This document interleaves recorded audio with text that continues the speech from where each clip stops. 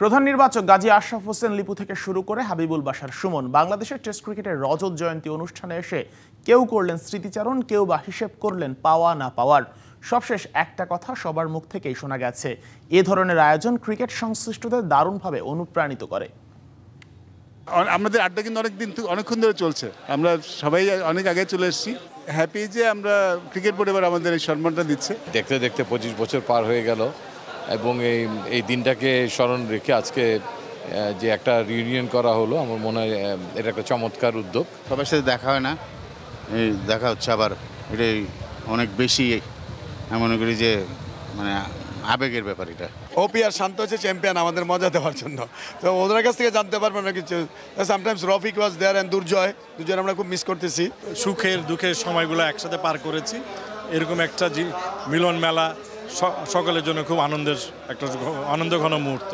এটা একটা সিগনিফিক্যান্ট ব্যাপার যে ফার্স্ট টেস্ট, যেটা ইনঅগ্রাল টেস্ট আমি ইন্ডিয়ার এগেনস্টে আমি করছিলাম, এটা আমাকে আনন্দ দেয় এবং আমাকে কোচিং করার প্রেরণা দেয়।